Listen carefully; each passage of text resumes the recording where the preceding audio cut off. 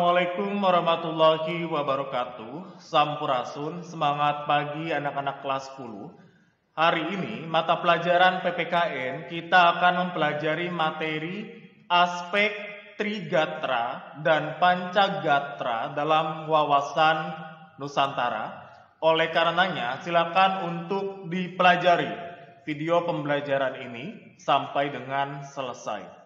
Anak-anak, adapun tujuan dari materi pada hari ini, yaitu setelah mempelajari materi ini, kalian diharapkan mampu untuk dapat menghargai wawasan Nusantara dalam konteks NKRI, ya, sebagai anugerah dari Tuhan Yang Maha Esa. Yang kedua, kalian dapat bertanggung jawab untuk mengembangkan kesadaran akan pentingnya wawasan Nusantara dalam konteks NKRI. Dan yang ketiga, kalian dapat menginterpretasi pentingnya wawasan Nusantara dalam konteks NKRI. Anak-anak, minggu lalu kita sudah belajar materi tentang bagaimana kedudukan, fungsi, ya, serta manfaat dari wawasan Nusantara. Pada hari ini kita akan mempelajari bagaimana itu aspek Trigatra dan Pancagatra dalam wawasan Nusantara. Anak-anak, yang pertama akan kita bahas adalah aspek Trigatra. Istilah lain dari aspek Trigatra itu adalah aspek alamiah. Ya, istilah alamiah berarti sudah alami, yang terjadi secara alamiah. Ya, apa saja? Yang pertama ada posisi dan kondisi geografis, ya, bahwa Indonesia merupakan negara kepulauan, ya, yang terletak antara, ya, garis bujur dan lintang berikut, ya. Terus kemudian diapit oleh, ya, dua benua, ya, Asia dan Australia, dan kemudian diapit oleh dua samudra, yaitu Pasifik dan Hindia. Oleh karenanya ini menjadi penting bagaimana posisi strategis, ya, dan kondisi geografis Indonesia itu sendiri. Yang kedua, keadaan dan kemampuan penduduk, ya. Jika dilihat dari keadaan, berarti itu berbicara tentang bagaimana jumlah populasi yang ada di Indonesia atau penduduk yang ada di Indonesia. Per 2020 bahwa jumlah penduduk, ya, di Indonesia itu mencapai 271,35, ya, juta jiwa. Itu tersebar, ya, dari Sabang sampai dengan Merauke, ya, maupun warga negara yang mungkin sedang, ya, bekerja di luar negeri ataupun, ya, mengenyam pendidikan di luar negeri. Kemudian terkait dengan kemampuan penduduk, itu erat kaitannya dengan tingkat pendidikan, ya. Masyarakat, bagaimana masyarakat dapat istilahnya mendapatkan pendidikan, terus kemudian bagaimana skill masyarakat di lapangan. Itu kemampuan penduduk, ya, termasuk dengan berbagai macam jenis permasalahan, ya, misalkan terkait dengan kemiskinan, ya, terus dan lain sebagainya. Itu masalah yang berkaitan dengan keadaan, ya, atau kondisi sosial masyarakat di lapangan. Yang ketiga adalah keadaan dan kekayaan alam, ya.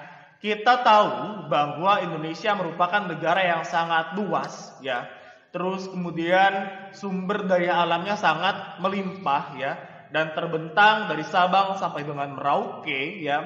Baik dari segi gasnya, minyak bumi, ya, terus kemudian rempah-rempah, ya, hasil bahan baku, ya, perkebunan, ya, atau pertanian dan lain sebagainya. Itu sangat banyak di Indonesia, termasuk, ya, keanekaragaman dari flora dan fauna, ya. Itu keadaan dan kekayaan alam yang ada di Indonesia. Selanjutnya, apa saja yang menjadi aspek Pancagatra, wawasan Nusantara, ya. Istilah lain dari aspek Pancagatra adalah aspek sosial, ya. Berarti erat kaitannya dalam kehidupan sehari-hari. Ada apa saja? Ada 5. Yang pertama di bidang ideologi, ya. Yang pertama adalah di bidang ideologi, ya. Ideologi kita adalah ideologi Pancasila yang tentunya sebagai guiding principle atau dasar suatu bangsa, ya, sebagai pengetahuan, dasar atau cita-cita, ya, diimplementasikan dalam kehidupan sehari-hari dalam bentuk kebijakan, ya, dalam bentuk norma, dalam bentuk aturan dan lain sebagainya. Yang kedua, di bidang politik yaitu sebagai asas, ya, sebagai haluan atau dasar, sebagai kebijaksanaan yang digunakan untuk apa? Untuk mencapai tujuan dan kekuasaan, itu di bidang politik. Yang ketiga, aspek ekonomi, yaitu merupakan sebagai suatu kebijakan, ya, kegiatan baik pemerintah maupun masyarakat dalam mengelola, ya, sektor produksi maupun distribusi, ya, yang tentunya berkaitan dengan barang maupun jasa, itu di bidang ekonomi. Yang keempat adalah sosial budaya.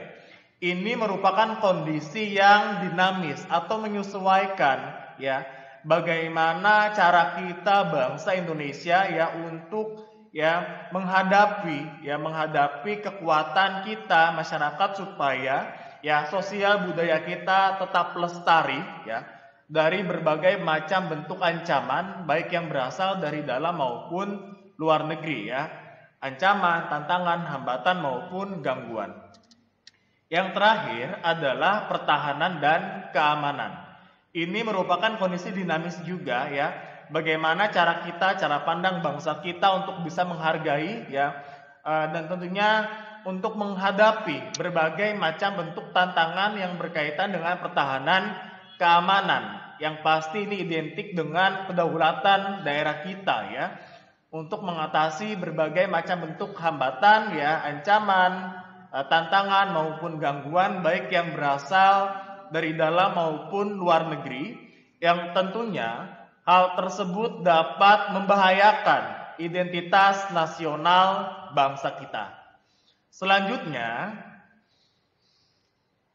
kemudian apa hubungan antara Trigatra dan Pancagatra, ya? Terus kemudian ini disebut dengan hubungan antar gatra, ya. Antara Trigatra dan Pancagatra, ya, baik secara aspek alamiah maupun secara aspek sosial tadi, ya, memiliki hubungan atau korelasi, ya, yaitu timbal balik, ya, antara satu sama lain dan saling keterkaitan, ya, dan hubungannya tidak dapat dipisahkan, ya, dan bersifat menyeluruh, ya, yang tentunya dapat membentuk tata laku, ya, atau perilaku masyarakat baik dalam berbangsa maupun bernegara, ya. Tadi dikatakan di kondisi alamiah, misalkan letak geografis, kemampuan masyarakat, terus kemudian keanekaragaman, itu akan sejalan, ya, akan korelasinya sama dengan di aspek sosial, ya, baik di bidang ideologi, politik, ya, ekonomi, sosial budaya maupun pertahanan keamanan, ya. Jadi hubungan antar Trigatra dan Pancagatra itu mempunyai hubungan yang timbal balik antara satu sama lain dan saling terikat, ya. Anak-anak, itu dia yang dapat saya sampaikan mengenai materi, ya, Trigatra dan Pancagatra dalam wawasan Nusantara. Perlu kita pahami bahwa dari aspek Trigatra secara alamiah maupun Pancagatra dalam aspek secara sosial, kita harus dapat mengimplementasikan dalam kehidupan sehari-hari sehingga konsep dari wawasan Nusantara itu dapat terbentuk. Anak-anak, itu dia penjelasan materi untuk pertemuan hari ini. Terima kasih, semoga apa yang disampaikan dapat bermanfaat dan tentunya untuk dapat diimplementasikan dalam kehidupan sehari-hari. Terima kasih. Billahi taufiq wal hidayah. Wassalamualaikum warahmatullahi wabarakatuh.